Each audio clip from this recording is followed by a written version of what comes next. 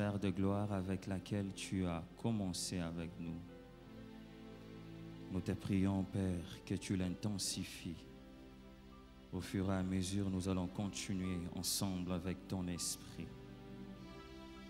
Père, je demande qu'aujourd'hui soit l'arrêt définitif de toutes les choses mauvaises par quoi traverse ton peuple, des familles, des enfants, des parents, des cousins, des cousines,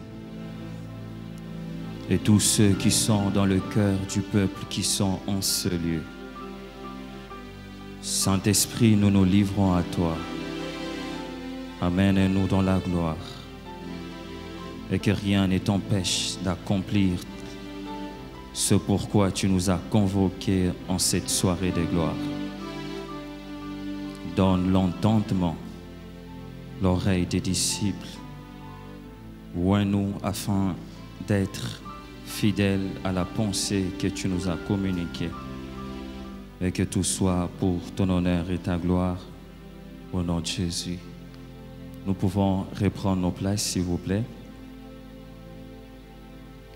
Je salue l'atmosphère du Saint-Esprit au milieu de nous.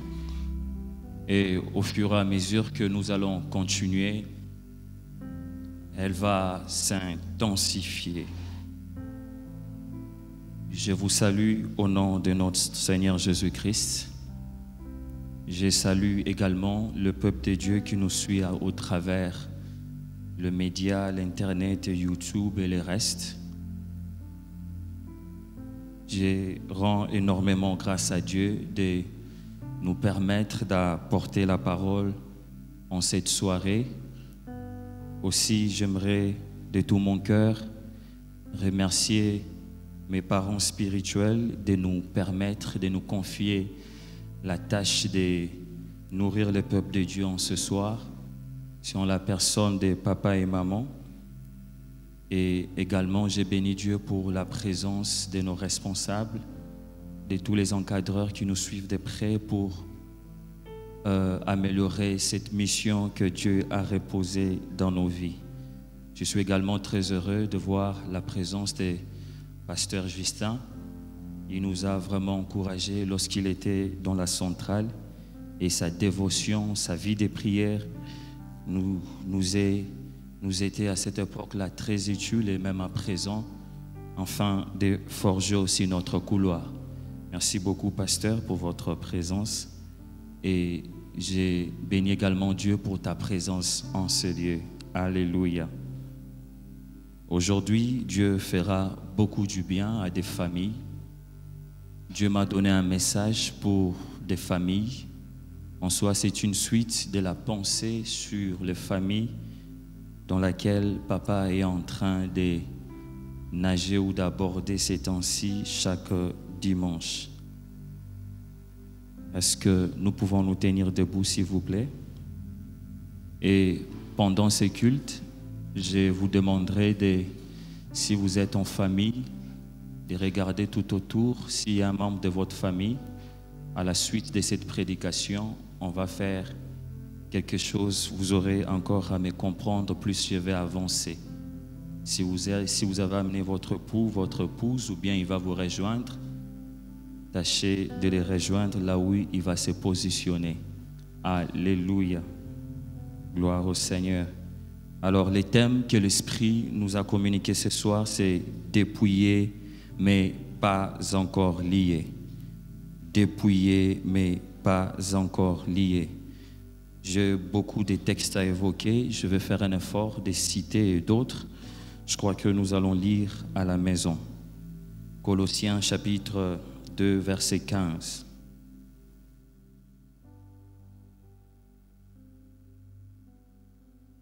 Colossiens chapitre 2e au 15e verset. Est-ce que nous y sommes? J'aimerais que nous puissions lire ces textes ensemble. Colossiens chapitre 2, verset 15. 1, 2, 3.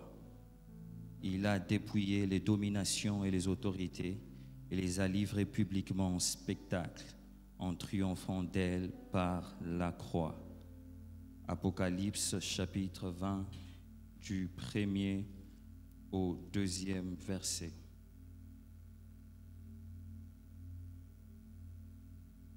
Apocalypse chapitre 20, 1er au 2e. Est-ce que nous y sommes? Gloire au Seigneur. À 3, nous lisons 1, 2, 3. Puis j'ai vu descendre du ciel un ange qui avait la clé de l'abîme et une grande chaîne dans sa main. Il saisit les dragons, les serpents anciens, qui est le diable et Satan, et il les lia pour 1000 ans. Genèse chapitre 3, verset 15. Je vais lire rapidement pour faire l'économie du temps. Nous avons beaucoup à faire. Genèse chapitre 3, verset 15. Il est écrit, je mettrai inimitié entre toi et la femme, entre ta postérité et sa postérité. Celle-ci t'écrasera la tête et tu lui blesseras les talons. Nous passons rapidement au livre de Job. Job chapitre 1er, à partir du verset 6 jusqu'au 12e verset. Il est écrit, or les fils de Dieu vinrent un jour se présenter devant l'Éternel, et Satan vint aussi au milieu d'eux. L'Éternel dit à Satan, d'où viens-tu? Et Satan répondit à l'Éternel, de parcourir la terre et d'y m'y promener. L'Éternel dit à Satan, as-tu remarqué mon serviteur Job? Il n'y a personne comme lui sur la terre. C'est un homme intègre et droit, craignant Dieu et se détournant du mal. Et Satan répondit à l'Éternel, est-ce d'une manière désintéressée que Job te craint Dieu? Ne l'as-tu pas protégé, lui, sa maison et tout ce qui est à lui? Tu as béni l'œuvre de ses mains et ses troupeaux couvrent le pays. Mais étends ta main, touche à tout ce qui lui appartient et je suis sûr qu'il t'est maudit en face. L'Éternel dit à Satan, voici tout ce qui lui appartient, je te le livre. Seulement ne porte pas la main sur lui. Et Satan se retira devant la face de l'Éternel. Dernier texte que nous allons lire, les restes nous allons les évoquer au fur et à mesure que nous allons continuer. Genèse chapitre 25, verset 21.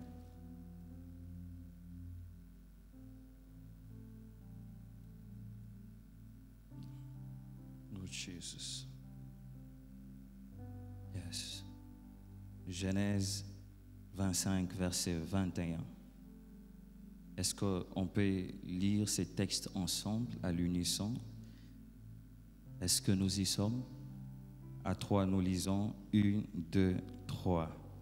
Isaac implora l'Éternel pour sa femme, car elle était stérile, et l'Éternel l'exauça. Rebecca, sa femme, devint enceinte. Dans ma version NBS, on parle à la place d'implorer, on dit intercéda. Et dans d'autres versions, on parle d'invoquer. Alléluia. Merci, nous pouvons nous remettre. J'étais en train de dire tantôt que ce soir, Dieu va s'occuper de nos familles. Et plus précisément, le membre des familles que nous sommes. Il se pourrait peut-être que vous n'êtes pas venus en famille parce qu'on n'a pas annoncé. Mais j'aimerais te rassurer que tu ne dois pas être en panique ou être avec crainte parce que tu es le représentant de ta famille en ce moment même. Bien-aimés frères et sœurs, aujourd'hui ou en ce soir c'est une soirée où nous allons passer au tamis les réalités spirituelles par lesquelles nos familles traversent. Et seules les choses qui viennent de Dieu vont passer de l'autre côté. Et les choses qui ne tirent pas leur origine de Dieu vont s'arrêter aujourd'hui. Frères et sœurs, pendant que nous sommes en train de nous occuper sur beaucoup de choses, il y a un travail de la part de l'ennemi pour déstabiliser les familles.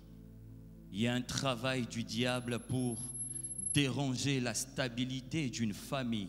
Parce que l'ennemi sait que lorsqu'une famille est solide, consolidée en Christ, c'est la société qui réussit. C'est même l'œuvre de Dieu qui s'épanouit. Nous sommes tous ici sans ignorer comment est-ce que le diable est en train de cribler des familles. Et même, il est arrivé même à toucher à la tête.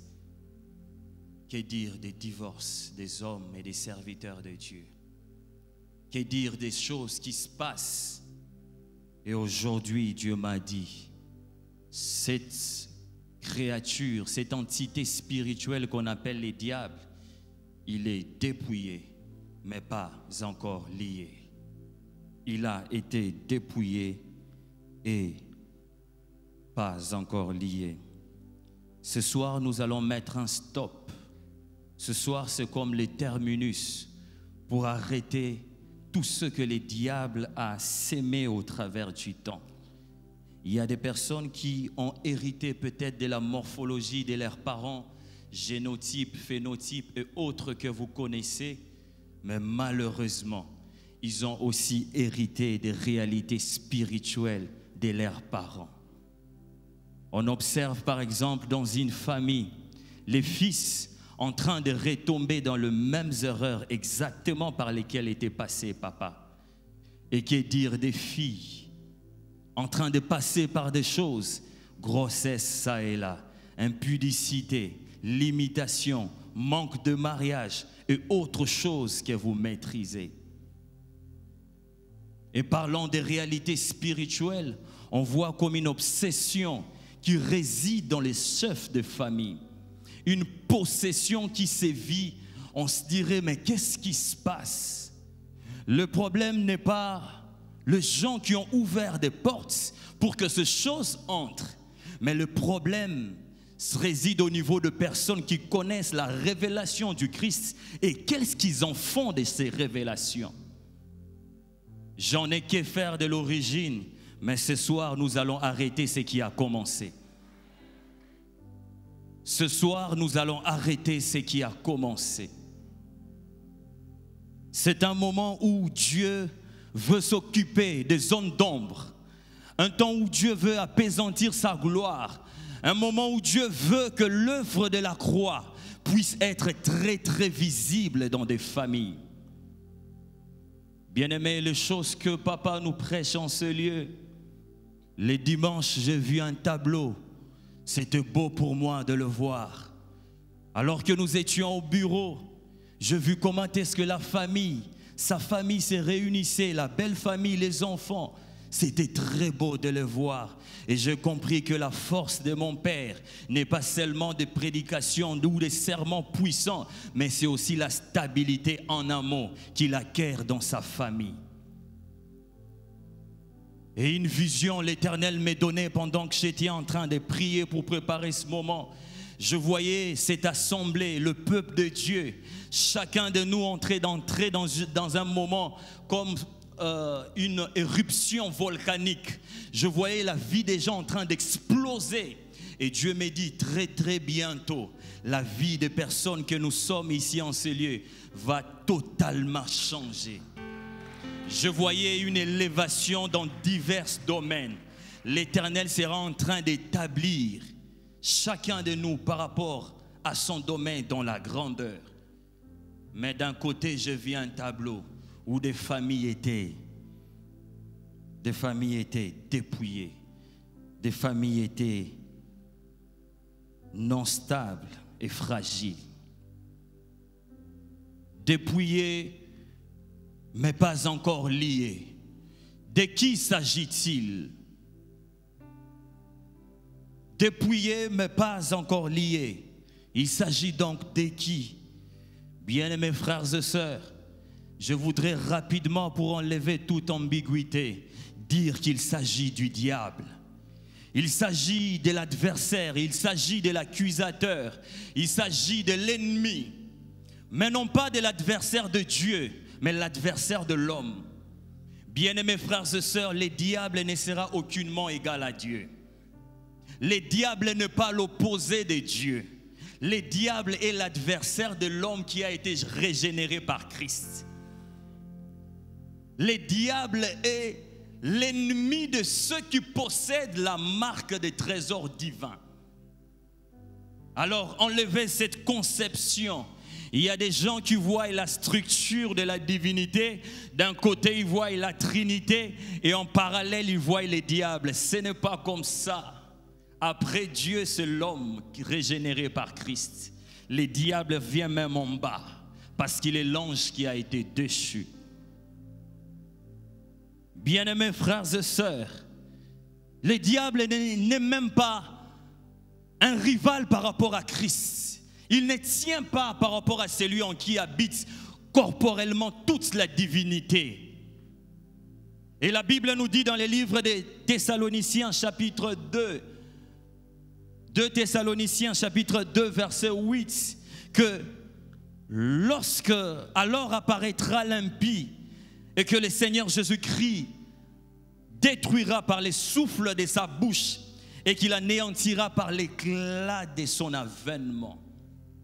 Christ n'a pas besoin d'agir pour anéantir l'impie, seulement sa venue, l'aura qui dégage sa personne contribue pour faire taire les œuvres du diable. Voici maintenant des différentes positions, des différentes tendances ou bien des différentes réalités que nous avions face au combat spirituel. En soi, le message que nous apportons, ce n'est qu'une introduction de ce que nous aurons abordé dans la convention qu'on aura le mois prochain. Donc je suis en train de donner un avant-goût pour te donner l'envie de participer à ces moments. Combat spirituel. Il existe plusieurs positions. D'un côté, il y a des gens qui font un peu ce que j'appelle l'apologie du diable. Ils parlent des démons. Ils enseignent le peuple de Dieu l'histoire des liens à répétition. Ils ignorent un peu ce que Christ a accompli pour faire croire aux gens que l'ennemi est plus fort que le Dieu en qui nous avons cru. C'est un côté un peu extrémiste et même plus extrémiste. Et d'un autre, il y a une autre tendance. Eux, ils ont tendance à supprimer l'œuvre du diable. Ils ont tendance à négliger les effets des ténèbres, disant peut-être que ce que Christ a accompli a totalement anéanti l'ennemi. Mais lorsque nous lisons les Écritures, nous comprenons que le diable a été totalement dépouillé. L'œuvre de la croix a été parfaitement accomplie. Mais quand nous avançons plus loin, à la fin des Écritures, on se rend compte que le dépouillé n'est pas encore lié. Le dépouillé est encore en action. Il a été écrasé, mais son cadavre sème encore de la terreur. Son cadavre sème encore de la peur, surtout pour les personnes qui ne connaissent pas Christ. Et il agit aussi. On ne doit pas ignorer cette réalité. Et ils disent que nous sommes déjà dans le millénium. Nous sommes déjà dans ce temps où c'est un courant qui vient avec le message de New Age, où on nous enseigne que l'homme à lui seul suffit, l'homme à lui seul peut déjà tout contrôler. Frères et sœurs, ce que Christ a inauguré, sa consommation est dans les temps. Même si nous vivons certaines choses par la foi, mais la consommation totale, Christ l'a prévue dans le temps. Et même avec cette base eschatologique que nous avons eue pendant les 30 matins, nous sommes mieux placés pour comprendre ces choses. Et voici la position dans laquelle nous nous trouvons, c'est celle du milieu. Nous savons que Christ a agi, mais nous reconnaissons aussi que le diable, il est aussi en train d'agir. Alors nous devons être fermes, être armés des armes de Dieu. Les diables, nous ne les surestimons pas. On ne les sous-estime pas non plus. Il est ce qu'il est. Il est ce que la Bible dit qu'il est. Et ce que la Bible dit de lui, c'est ça dans quoi nous basons notre foi. Parce que la Bible est la parole de Dieu. Et frères et sœurs, je m'en vais vous donner le but de ce message. Le but de ce message n'est pas pour s'aimer en nous la peur du diable, mais pour nous faire comprendre les trésors infinis dans lesquels nous sommes, Jésus-Christ. Le but de ce message, ce n'est pas de révéler ou bien de remettre à surface les conséquences de certains péchés, de certains comportements qui ont ouvert la porte au diable. Mais le but de ce message, c'est pour que nous puissions saisir davantage, comprendre encore ce que Christ a accompli au milieu de nous. Cette parole vient nous révéler le mystère de Dieu, à savoir Jésus-Christ, mystère dans lequel sont cachés tous les trésors de la sagesse et de la science. Ce message a pour but de révéler la connaissance et pour délivrer. La Bible déclare que les justes est délivré par la connaissance. Et cette connaissance, nous l'avions dans la Bible.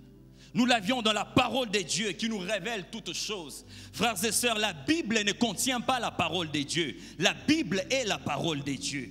La Bible renseigne l'essentiel sur Dieu. Elle ne contient pas une pensée de Dieu, mais elle est la pensée de Dieu. Et dans ces livres, on nous parle du livre. On nous parle de la personne qui est le centre même de ces livres. Je ne parle pas seulement de ces papiers qui est un livre, mais je parle du contenu de la personne qui fait les livres. Il s'agit de la personne de Dieu lui-même. Frère, lorsque Dieu, dans son plan divin, lorsque Dieu rédige, parle au travers de la Bible, il y a ce qu'on appelle la décomposition de la structure de Dieu. La manière dont Dieu procède pour résoudre, pour faire montre de son plan. Il y a premièrement ce que les théologiens appellent la création, le péché, la rédemption, et l'inauguration et la consommation. Par la création, par exemple, nous voyons comment est-ce que Dieu a créé le monde. Frère, lorsque Dieu a créé le monde et tout ce que nous sommes en train de voir, la Bible, ce qui est la parole de Dieu, nous précise comment est-ce que Dieu créa. La Bible dit, au commencement, les livres étaient en train de se mouvoir. Les livres avaient la couverture de toute la surface de l'abîme. Il y avait donc le chaos sur la surface de la terre. Les livres étaient en train de recenser, afin de préparer l'atmosphère à la création. Et lorsque Dieu vit que l'atmosphère était saturée, il a compris que c'était l'aubaine, l'opportunité, afin de libérer la parole pour créer. Et lorsque Dieu crée, on remarque une chose, c'est que dans ces livres qui nous parlent du livre, par les livres, je suis en train de voir la personne du Saint-Esprit. La Bible déclare, quiconque dont les noms ne furent pas inscrits dans ces livres de vie n'avait pas accès dans la présence de Dieu. Donc quiconque veut être comme Christ veut, il faut qu'il ait les marques du Christ par le Saint-Esprit. Et lorsque Dieu crée, il crée les cieux et la terre et tout ce que nous connaissons. Je suis étonné d'une chose. Genèse chapitre 1er verset 8. Lorsque Dieu crée le ciel, la Bible précise que Dieu n'a pas dit que le ciel était très bon, était bon. Au deuxième jour, ce que Dieu avait créé, il n'a pas dit que cela était bon. Pourquoi? Parce qu'il ne s'agissait pas du ciel où Dieu réside son trône. Il s'agissait du ciel dont nous parle Paul, du deuxième ciel où règnent les principautés et les dominations. Alors comme ce ciel n'était pas favorable à l'homme, Dieu n'a pas dit que cela était bon.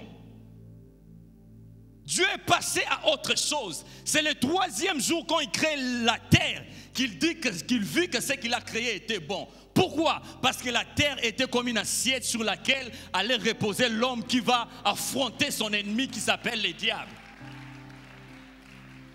Les principautés et les dominations opèrent dans le lieu céleste. Et Dieu ne dit pas que cet endroit était bon. Mais lorsqu'il crée un homme qui est en deçà, il dit que cela était bon. Parce que cet homme allait détruire ce qui se passe dans le lieu céleste. Frères et sœurs, nous avons la capacité d'anéantir les forces qui sévissent dans nos familles. ces cordes, ces liens, ces choses à répétition, Dieu t'a donné la possibilité d'être celui qui arrête les œuvres des ténèbres. Et ce soir, nous allons arrêter. Ce soir, nous allons arrêter les puissances maléfiques qui opèrent dans des familles. Est-ce que tu peux me dire Amen? Donne un Amen très fort. Yes. Et lorsque Dieu crée l'homme, il se passe ceci. L'homme brise la communion avec les livres. Les livres est saint, est un Dieu saint. Comme l'homme a touché au péché, facilité par les diables, les livres brisent. L'homme brise la communion. Et cet homme qui devait dominer sur la terre pour avoir un couloir qui le relie totalement avec Dieu a été empêché par les puissances, les principautés, les dominations qui travaillent. La communion brisée. Et Dieu parle, il dit, Genèse chapitre 3 verset 15, je mettrai inimitié entre toi et la femme, entre ta postérité, celle-ci t'écrasera la tête et tu lui mordras les talons. Frères et sœurs, Dieu n'interdira jamais au diable de te mordre les talons parce qu'il sait que tu as la capacité d'écraser sa tête. L'œuvre du Christ n'abolit pas totalement la souffrance. D'ailleurs, lui-même, il dit, tous ceux qui vivront pieusement en Christ seront persécutés. Mais Dieu nous a donné la possibilité d'écraser. Beaucoup de familles ici sont mordues. Beaucoup de familles ici vivent la morsure du diable. Ils sont en train de vivre les effets. Le diable est en train de vous mordre par le péché. Le diable est en train de vous mordre par l'impudicité, de blocage des choses spirituelles. Vous voyez par exemple une famille qui matériellement possède presque tout, mais vous sentez que ce qui fait la force de jouir même de ces biens-là manque. Le diable a établi une morsure. Ce que les chrétiens ignorent, Dieu n'a pas dit que tu lui mordras les talons et l'homme va écraser. Dieu a commencé par dire que tu l'écraseras la tête et il te mordra les talons. La pensée de Dieu selon ces textes n'est pas que nous soyons réactifs à l'action du diable. La pensée de Dieu est que nous agissons pour que le diable réagisse. Parce que quand le diable réagit, il trouve déjà une force qui a déjà agi. Il y a beaucoup de gens qui passent par des moments passifs. Tu sais que cette réalité de ta famille peut être changée par la prière, mais tu es là 2 heures en train de contempler. Tu es là en train de te plaindre. Tu es là en train de te dire, voici ma famille ceci, ma famille cela. Si quelqu'un a ouvert la porte, mais ouvre la porte des portes que personne ne peut fermer. Si quelqu'un a amené les choses mauvaises, mais tu as Jésus, tu as la porte que personne ne peut fermer. D'ailleurs, toi tu peux chasser ces choses, mais Jésus en toi ne peut être chassé. Mordu par les choses, mordu par l'occultisme, mordu par les blocages. Frère, j'ai un quart d'âge, j'ai quelques mois. J'ai compris beaucoup de choses. Et très tôt dans mon enfance, Dieu m'a permis de sillonner certaines nations. J'ai vécu dans des familles où il y a des choses horribles. Et même dans cette fonction que nous assumons à l'intercession, je vous dis, il y a certaines familles, vous entrez seulement, tu t'es dit, ici, c'est comme un quartier général des œuvres des ténèbres. Dieu me dit qu'il y a beaucoup de familles en ce lieu. Vous qui pensez que votre famille est comme un lieu où les démons et les principautés font assignation à résidence, Dieu nous a donné le mandat pour les dépouiller. Dieu nous a donné le mandat pour les chasser. Frère, si tu vois les diables quelque part, il faut avoir la promptitude de les chasser. Ne lui donne pas le temps. Et plus je vais avancer, vous allez voir ce que cette créature a fait dans la vie de certaines personnes. Bien-aimés frères et sœurs, sachez ceci, Dieu veut que nous puissions agir comme un Christ. Dieu veut que nous puissions agir comme un Christ. En soi, qu'est-ce qui se passe? Les diables s'habituaient à faire ce que l'Éternel avait dit, qui sera en train de mordre, les talons des hommes. Avant Christ, tout ce qui était passé était d'une part mordu d'une manière ou d'une autre, parce que ce n'étaient pas des personnes exemples, ce n'étaient pas des modèles parfaits pour nous. Mais lorsqu'arriva un homme dans la personne de Jésus-Christ, les diables pensaient que s'ils s'approchent de lui, en le mordant, cet homme finirait comme les autres. En soi, lorsque le diable a placé sa morsure sur les talons du diable, Jésus-Christ n'a rien fait que d'autre de continuer avec les diables, parce qu'il savait que le lieu des terminus où il allait l'écraser pour être livré publiquement en spectacle serait la croix, afin que les cadets qui vont le suivre puissent avoir la possibilité aussi de les vaincre. Il a mordu Abraham. Abraham pendant un moment perd la foi. Et on nous parle même pendant près de 13 ans. Il mord d'autres patriarches. Mais lorsqu'il arrive en la personne du Christ, c'est qu'il avait oublié que Christ, lorsqu'on le mord, Christ est en train de secouer. Après avoir été mordu, il secoue, il écrase. Et là où il écrase, c'est publiquement spectacle. Afin que tout le monde sache que c'est lui qui m'est mort, je l'ai écrasé à la croix. Le diable a été dépouillé. Il se nourrit seulement de manque de connaissances que tu as. Si tu as la révélation qui est contenue dans les livres, bien-aimé, tu auras ascendance sur la personne de l'ennemi. Et ce soir, Dieu veut que nous puissions agir comme les fidèles à l'aîné de chez nous. De même manière que l'aîné de notre famille. L'amener publiquement spectacle. Toi aussi, les victoires de ta famille seront publiquement vues par les saints. Tous en ces lieux, on va voir que tu as vaincu le diable dans tel domaine. Parce que Dieu veut que sa gloire puisse éclater.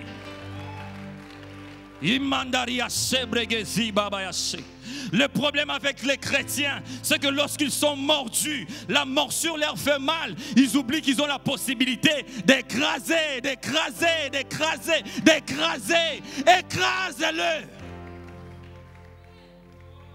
Que des gens qui viennent au bureau, homme de Dieu, ceci, j'ai dormi, on m'a bien aimé. Certaines choses, on doit quand même donner du repos au pasteur. Tu as le nom de Jésus, tu peux le faire seul. Dépouillé mais pas encore lié. Frère, il a été dépouillé publiquement en spectacle pour que tu saches que Christ a tout accompli. Est-ce que je peux avancer? Est-ce que je peux entrer en profondeur? Jésus l'a écrasé. Et voici ce qui se passe dans la vie d'un homme. Il s'agit de Job. Une histoire, lorsque je l'ai lue personnellement, j'ai dit Seigneur, je n'aimerais jamais vivre ça. Jamais. Et je vais vous dire pourquoi. Un croyant irréprochable, comblé de biens, mais victime des vicissitudes de la vie. Victime des œuvres des ténèbres, sous l'aval de Dieu. Frères et sœurs, si Job était notre contemporain, je pense que tous ici, on serait apitoyés de voir son sort. Il perd tout. Il perd son trésor, les enfants, le bien, à cause d'une chose, un défi entre Dieu et les diables. Un tableau noir que personnellement j'aimerais jamais vivre ça. Un chaos total que les diables apportent sur la permission de Dieu. Famille, bien, estime par rapport à ses amis. Et Job sombre quasiment dans un tableau tout noir. Mais j'aime une chose, ce que l'ennemi oubliait, c'est ci, que le malheur atteint souvent les justes, mais l'Éternel l'en délivre toujours. Dieu n'empêche pas au malheur de nous arriver parce qu'il sait qu'il a toujours une délivrance réservée. Dieu n'arrête pas les œuvres du méchant parce qu'il a une gloire de sa personne à montrer. Frères et sœurs, vous tous qui traversez par un moment de malheur, où vous sentez que ça vient du diable, j'ai une bonne nouvelle. La délivrance de l'Éternel est toujours. Et je réfléchissais, je disais, Seigneur, si les justes sont atteints par le malheur, et les méchants, alors qu'est-ce qui leur arrive? Dieu me dira que les méchants sont possédés par le malheur. Ne soyez pas impressionnés pour voir certaines personnes par rapport à ce qu'ils ont en termes matériels. Beaucoup sont très malheureux parce qu'ils n'ont pas Christ. Et les diables, pour ceux qui n'ont pas Christ, il les assujettit dans le malheur, pour n'avoir aucune délivrance, si et seulement s'ils acceptent de donner leur vie à Jésus-Christ. Mais voici ce que j'appelle les insuffisances ou limites de Job. C'est là que tu vas même comprendre. Les insuffisances ou limites de Job. Premièrement, Job faisait l'objet d'un conseil divin, mais lui-même était absent à cette réunion. Il était le sujet de rassemblement des fils de Dieu, mais lui-même n'était pas là. Et ce qui m'énerve encore, même les diables s'y approchent. Job dont on parle lui-même n'était pas là. Frères et sœurs, si les diables peuvent se rapprocher dans le conseil de Dieu, et même Christ, quand il était ici-bas, alors qu'il était rempli d'onction, Luc 4, la Bible déclare que malgré toute cette onction-là, les diables s'est quand même rapproché. Et tu penses que pour ta vie, les diables ne viendront pas pour te secouer un peu? Et même Paul, dans les épîtres, il dit quelque part que je voulais bien me rendre vers vous, mais l'ennemi m'en a empêché. Paul, qu'est-ce que tu es en train de dire? Un homme puissant, rempli de révélations. Tu dis que le diable t'a retenu. Le combat spirituel est réel. Ce n'est pas parce que les gens l'ont mal enseigné dans ces pays qu'on doit ignorer cette réalité. Nous, hommes régénérés, nous sommes face à un ennemi qui n'est pas le moindre. C'est un ennemi de taille. Mais nous arrivons à les surmonter, à les transcender quand nous dégageons la nature du Christ. Est-ce que tu peux fort dire Amen? Insuffisance de Job. Il était l'objet d'une réunion, mais lui-même était absent.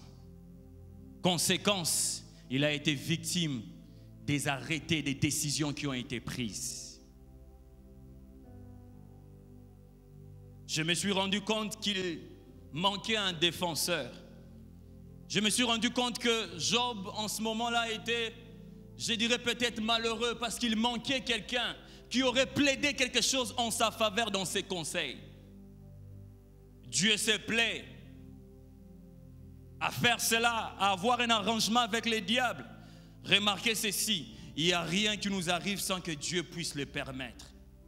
Et même autrefois, je disais dans mes posts, dans mon mur des réseaux sociaux, que le diable est parmi les plus grands serviteurs de Dieu. Parce qu'il ne fait que ce que l'Éternel lui demande de faire.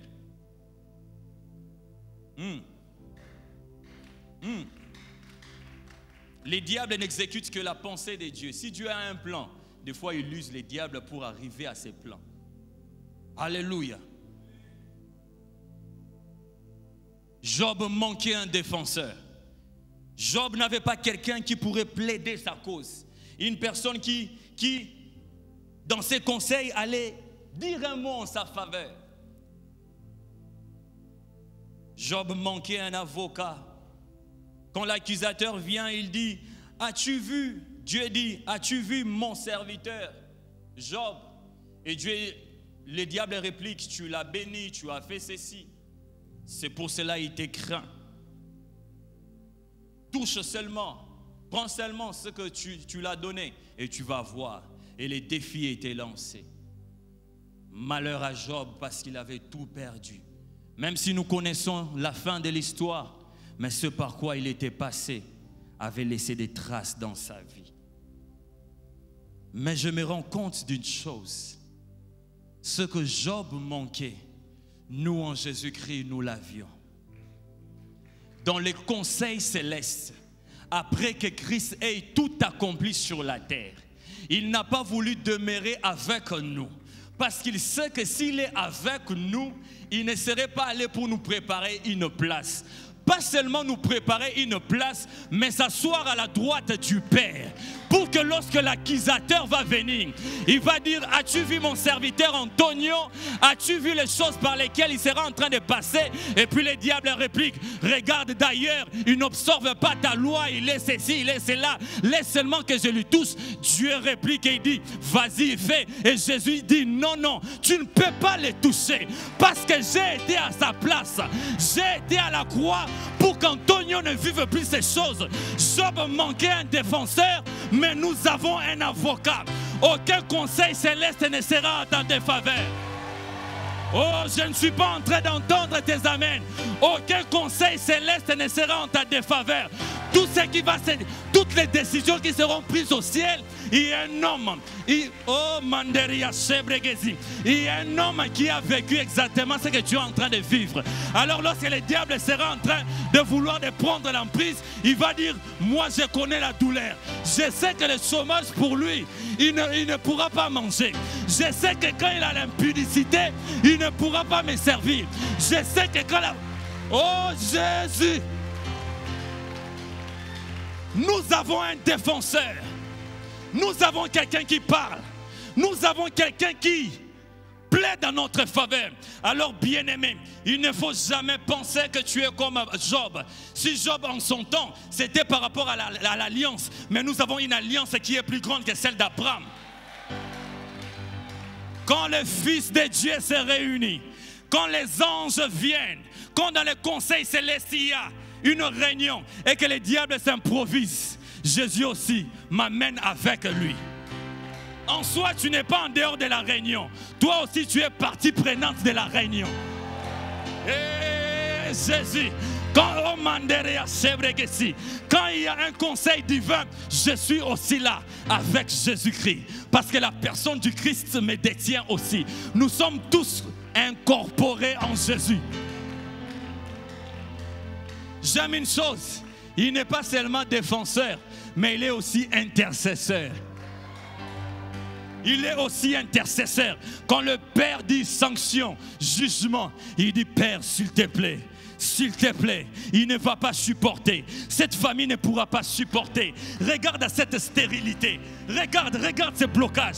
Père, s'il te plaît. Père, s'il te plaît. Et le Père dépêche l'action divine pour changer les choses.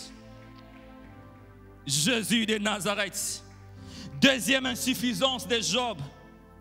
Job, de toute son existence, n'a jamais commandé au matin.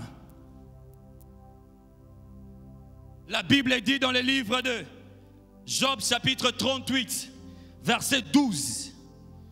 Dieu, après que Job ait posé toutes les questions sans réponse, ses amis aient passé sans suite, Dieu réplique, Job 38, verset 12, il dit, depuis que tu existes, as-tu déjà commandé au matin? Frère, tout ce qui vous arrive, les choses mauvaises, avait commencé un matin. Job, dès son existence, n'a jamais commandé au matin. Il pourrait se précipiter pour aller offrir, en estimant que ses enfants avaient péché, mais jamais avoir la pensée de dévancer l'aurore. Et comme il n'a jamais eu cette pensée, un jour quand un conseil divin a été réuni à son sujet, il était victime de ces choses. Pourquoi? Parce que depuis son existence, il n'a jamais commandé au matin. En soi, qu'est-ce que Dieu voulait dire à Job? Si seulement tu avais commandé un matin, tu allais puiser mes bontés renouvelées.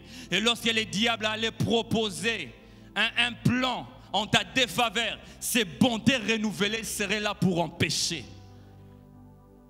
Vous qui êtes en train de dormir de dormir comme des éléphants. Tous les jours, vous dormez. Tu vois même ta vie, comment elle est en train d'être ensommeillée. Elle est en train d'être ensommeillée. Victime du plan du diable. En soi, ceux qui ne précèdent pas l'aurore sont victimes de plans qui ont été pris dans la nuit. Ils sont victimes de ces choses. Bien-aimés frères et sœurs, quand Dieu renouvelle sa bonté, et les hommes qui sont dans sa présence par la prière, ils sont en train de mettre à jour la bonté, ils sont en train plutôt de puiser la bonté de Dieu renouvelée, afin d'impacter et de corriger leur temps. Revenez avec l'habitude de matin où vous priez. Ce n'est pas seulement pendant le mois d'août, pendant les matinées de prière, mais commencez votre jour dans la présence de Dieu. Si vous commencez la journée à genoux, vous allez la finir debout. Ton problème, tu commences ta journée debout et tu la finis à genoux en train de pleurer. Commandez le matin. Papa, priez pour les enfants. Pendant qu'ils partent à l'école, prie. Tu n'es pas toujours avec eux. Maman, il faut déclarer des choses. Parce que là où les enfants sont livrés, tu n'es pas avec eux. Mais ta prière peut toujours aller avec eux. Ils peuvent peut-être refuser tes conseils, mais jamais refuser ta prière. Moi, il y a des gens dans ma famille qui ne m'écoutent jamais. Mais ma prière n'a pas besoin. Et aujourd'hui même, ils sont là au milieu de vous. Beaucoup ont changé. Commandez le matin. Prenez le temps de prier. Prenez le temps de prier. Pas de prières religieuses. Seigneur, je te recommande le matin. Amen. Prenez le temps de prier. Surtout en ces temps de la fin. Dédiez votre famille à Jésus-Christ. Priez. Parce qu'il y a comme le plan de l'ennemi. La Bible dit que le diable était en train de faire quoi? De rôder. Il rôde pour chercher le proie afin de les dévorer. Et si vous n'arrivez pas à précéder l'aurore, vous êtes la proie du diable. Mais lorsque Jésus-Christ arrive, il comprend cette vérité. Au lieu d'être dans le même bateau comme les Job, Jésus avait un secret. La Bible déclare qu'avant l'aurore, Christ s'est levé pour prier. Il a tenu compte de ce que Job n'a pu faire pour faire, parce que lui, il est le modèle par excellence. Notre maître avait du temps en communion avec Dieu parce qu'il était en train de prier.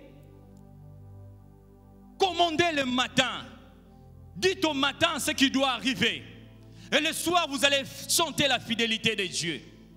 Priez pour votre travail. Maman, prie pour ton mari. Enfant, priez pour vos parents. Priez pour votre scolarité. Ayez aussi la culture d'un culte matinal le matin. Il est vrai que nous sommes pressés ça et là par beaucoup de choses, mais ayez ne fût-ce que quelques minutes. Parce que ça compte. Job n'a jamais commandé au matin. Et nous connaissons ce que l'ennemi avait proposé. Et Dieu a validé. Parce qu'il devait lui mettre en épreuve. Troisième insuffisance. Job espère que le Rédempteur s'élèvera même les derniers. Espère que le Rédempteur s'élèvera même les derniers. Je pose une question à Job. S'il doit s'élever les derniers, alors qui doit venir en premier? Qui doit venir en deuxième position? Et vous remarquerez que cette phrase, il a dit cela dans Job 19, avant que Dieu ne réponde. Ça sous-entend quoi? C'est que Job avait plusieurs recours, et dans ces recours, l'Éternel était l'un des recours. Il pensait que ses amis allaient être des rédempteurs. Il n'a rien vu des amis. Il pensait que son entourage allait faire quoi que ce soit. Alors à un moment, il se rend compte, il dit, non, mais je sais que mon Rédempteur se lèvera. Frère, la pensée de Dieu n'est pas que nous puissions avoir Jésus-Christ comme l'un des recours. Jésus-Christ est mon unique et mon seul recours. Je n'entendrai pas qu'un premier arrive. Il est qui ce premier? Est-ce qu'il saura prendre en charge ma vie? Je n'entendrai pas qu'un deuxième arrive. Il n'y a pas de deuxième, ni de troisième qui tienne. Je n'ai qu'un seul recours, c'est Jésus. S'il doit venir, il doit être l'alpha et l'oméga. Pas les derniers. Sinon, qui a commencé? Job qui a commencé, ce que la pensée de Job, il pensait que ses amis allaient être la solution. Malheur à Job car ses amis n'ont rien fait. Et nous sommes étonnés de voir même des chrétiens qui adressent cette prière à Dieu. Je sais que mon Rédempteur s'élèvera les derniers. Qui? Après avoir fait recourir à d'autres personnes, non, bien-aimés. La pensée de Dieu est que nous puissions la voir comme l'unique recours. Quand il y a un problème, ne recours pas à un autre, recours à Dieu seul. Dieu ne veut pas qu'il soit un recours parmi d'autres, mais Dieu veut qu'il soit l'unique et le seul recours. Jésus n'a jamais eu d'autre recours que le Père céleste. Et s'il est né de chez nous, n'a recouru qu'au Père, nous aussi en tant que les enfants qui suivent, nous devons recourir à Dieu seul. Que des gens qui partent ça et là, après avoir consulté les hommes, après avoir même consulté les diables, ils se rendent compte que même les diables ne peuvent pas. C'est alors qu'ils viennent à Dieu. C'est vrai. C'est vrai. Mais vous passez à côté de quelque chose. Dieu ne veut pas que vous puissiez la voir comme l'un des recours, mais il veut que vous puissiez la voir comme l'unique recours. Quand tu as Dieu comme ton seul recours, tu ne perds rien. Tu te focalises sur lui.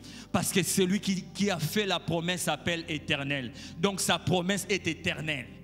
Les hommes peuvent te faire la promesse, ces promesses sont éphémères. Mais seul l'Éternel est appelé à être éternellement.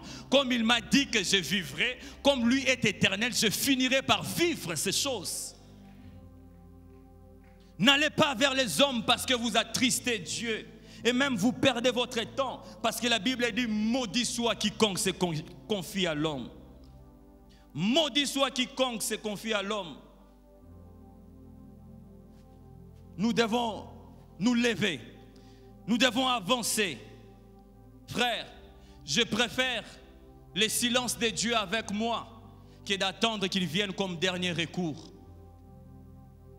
Oui. Pourquoi? Parce que ce que je suis en train de vivre, il est en moi. Il sait exactement les tenants et les aboutissants de ces choses. Il n'est pas en dehors de moi. En soi, Job a dit cela parce que Dieu n'habitait pas en lui. Vous et moi, nous avons la divinité de Dieu en nous. Donc, les réalités de vos familles, Dieu ne doit pas être un dernier recours. Dieu le vit avec vous. Vous devez seulement lui parler pour qu'il les change. Il n'est pas loin de toi, il est en toi. Et ce qu'il veut, c'est que nous puissions recourir à lui seul afin d'obtenir miséricorde. Je préfère un Dieu avec moi, même s'il est inactif, que d'attendre qu'il vienne en dernier recours. Et il se passe ceci. Je sens que je vais même atterrir par là. Nous allons vraiment avoir les temps où nous allons prier pour des familles. Il y a quelque chose qui se passe dans les livres de Genèse, chapitre 25, verset 21. La Bible parle d'Isaac. Cet homme, fils d'Abraham, il a vu quelque chose. Isaac a vu une manière d'être d'Abraham en train de coller à sa vie. Isaac, pour le lecteur de la Bible, vous vous rendrez compte que ce par quoi Abraham était passé, Isaac aussi, à un moment de sa vie, au début, il était presque en train de vivre pareille chose. La femme d'Abraham était stérile, Sarah. Isaac aussi à Rebecca, et Rebecca de même était stérile. Le même mensonge par lequel Abraham était passé, le même mensonge aussi.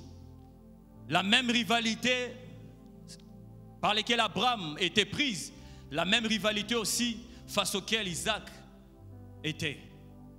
Mais j'aime quelque chose qu'a fait Isaac. Isaac s'est rendu compte que d'un tableau identique, il a vu une symétrie de vie par rapport à son père. Il s'est rendu compte que je suis en train de vivre exactement ce que mon père a vécu. Mais Je dois changer ces choses. Abraham était passif. La promesse, il l'a reçue dans la vieillesse. Parce qu'il ne fit pas recours à ce que fit Isaac. La Bible dit que lorsque Isaac a observé tous ces tableaux, la Bible dit que Isaac invoqua l'Éternel.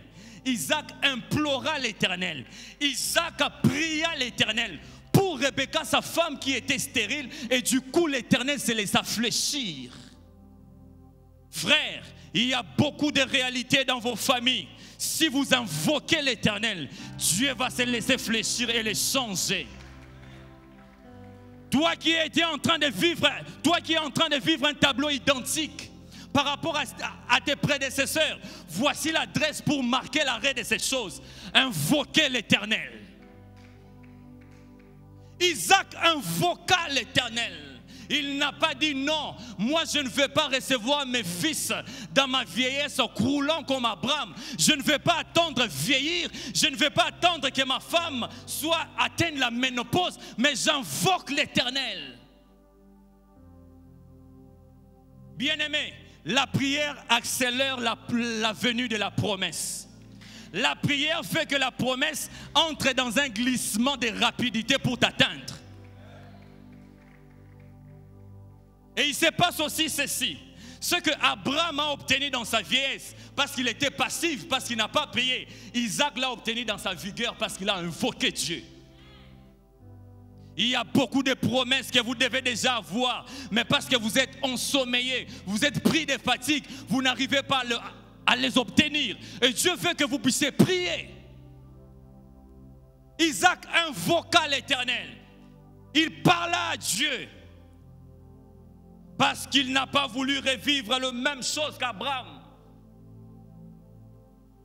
Il n'a pas voulu revivre la même chose qu'Abraham. Et lorsqu'il invoque l'Éternel, la Bible dit que l'Éternel se laissa fléchir. Dieu est sur le point de faire des choses, mais il veut que ta bouche soit l'élément déclencheur de l'action divine. Il dit dans les livres d'Exode que de nombre que je vous ferai exactement tel que je vais entendre de mes oreilles. En soi, Dieu veut agir dans ta famille. Dieu veut délivrer. Dieu veut apporter des choses. Mais il veut que le son de ta voix soit comme un stimulus qui les réveille. Est-ce qu'il y a des gens qui veulent réveiller Dieu?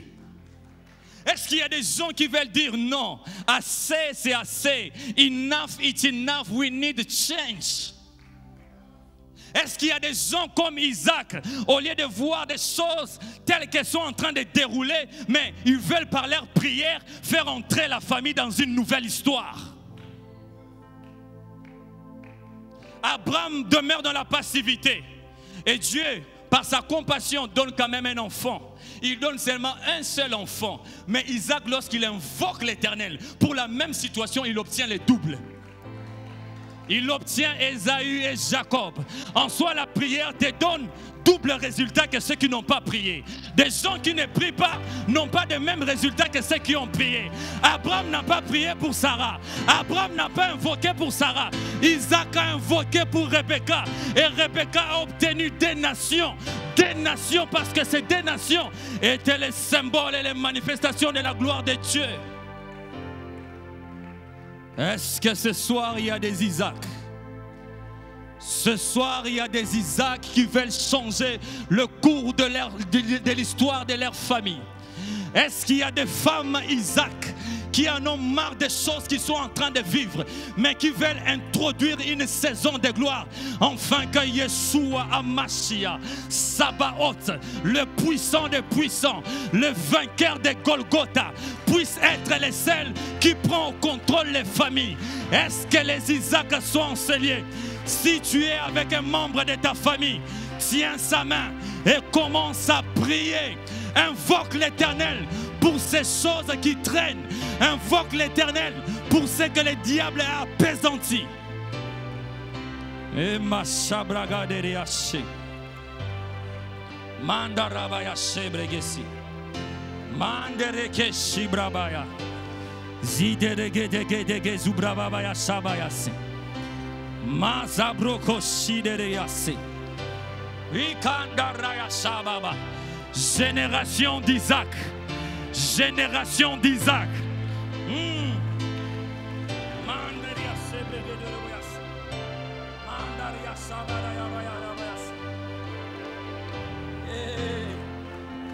C'est aujourd'hui la délivrance qu'apporte l'Éternel. C'est aujourd'hui la délivrance. Oh Jesus.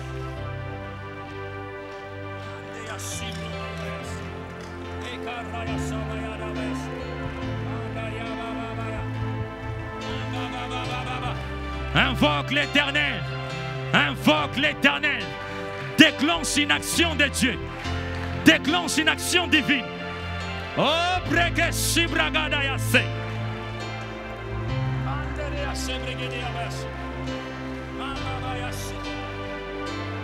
Mama bayase.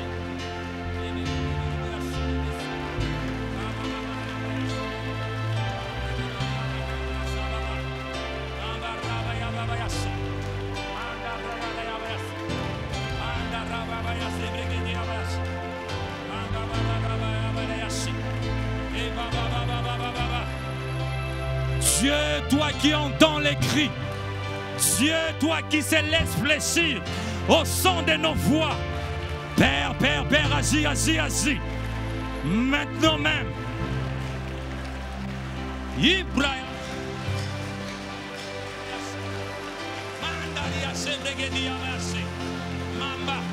Ta famille n'est pas le quartier général. Ta famille n'est pas la concentration, le lieu de concentration des œuvres des ténèbres. Ta famille n'est pas un terrain où le diable doit expérimenter la technologie, la nouvelle technologie démoniaque. Qui a dit que ces choses doivent être éternelles? Jesus.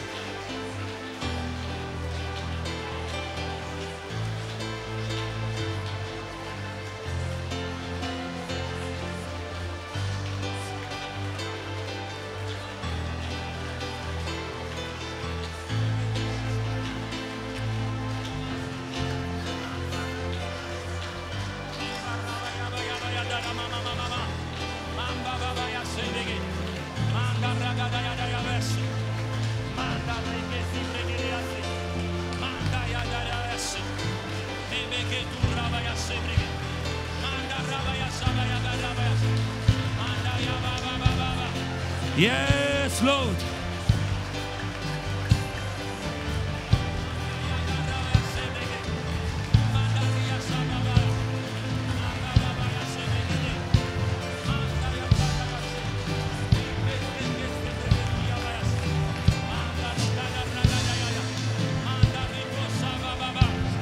Aujourd'hui est une soirée de délivrance.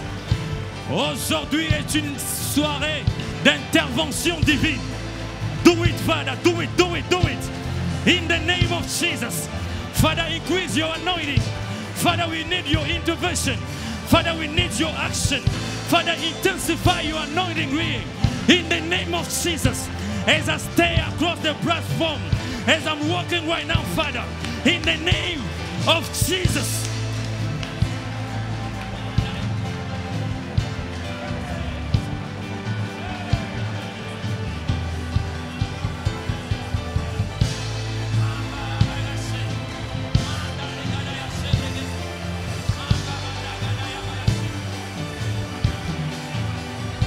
Il est temps que l'impudicité s'arrête.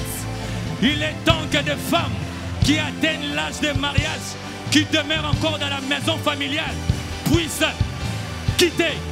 Il est temps que ces grossesses sans le mariage, la saison de grossesse avant le mariage s'arrête. Il est temps que les arriérés des travails impayés puissent s'arrêter. Il est temps que ceux qui ont des dettes, qui ne payent pas, commencent à payer. Aujourd'hui, c'est la délivrance.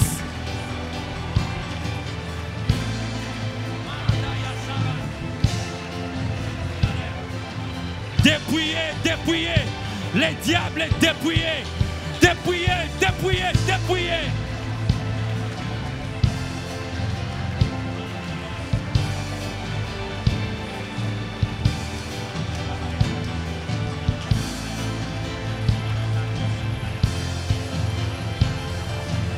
Yes! Oh Jésus! Jésus!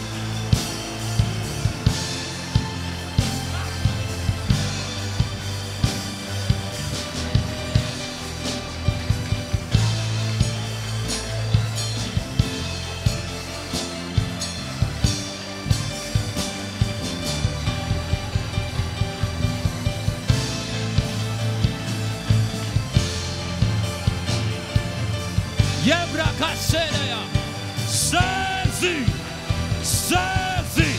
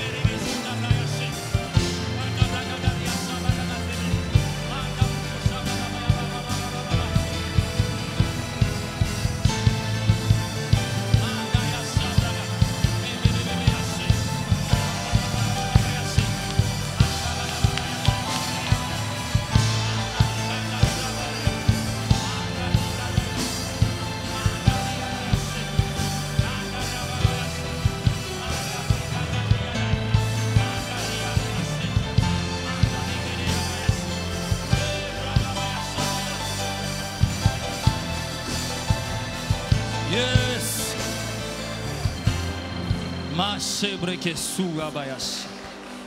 Alléluia. Nzambe na biso atonda nguya, s'il vous plaît.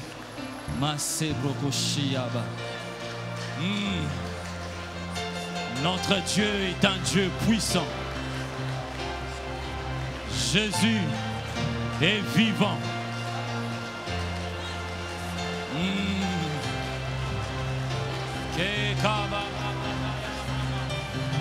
Oh Jesus.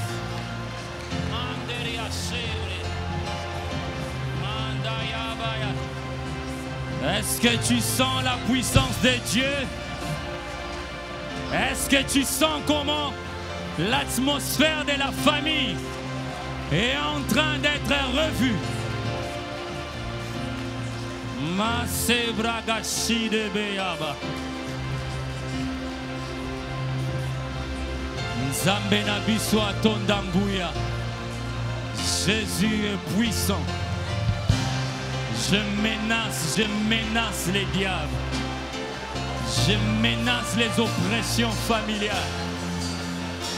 Je menace au nom de Jésus. Je menace. Mazibraya. Je n'aime pas te voir. Je n'aime pas te voir. Libère des familles. Libère des enfants. Libère.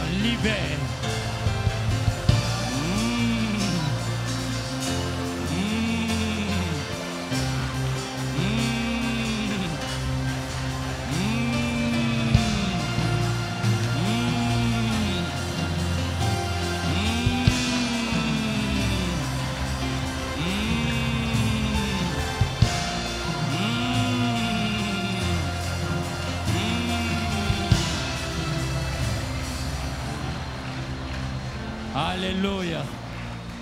Levons nos mains s'il vous plaît. Levons nos mains s'il vous plaît. Le Saint-Esprit va s'occuper de forces qui résistent. Pendant qu'on joue la mélodie, le Saint-Esprit sera en train de s'occuper de forces qui pensent qu'ils peuvent résister. Maintenant même, libérer des familles. Maintenant même, toi qui as été l'agent des ténèbres, voici maintenant l'Éternel vient t'enrôler. Il te récupère de force. Il te récupère de force. Sors de partout où vous êtes, que ce soit de l'autre côté. Le Saint-Esprit te récupère. Il t'arrache de la gueule du lion. Il t'arrache de la gueule du...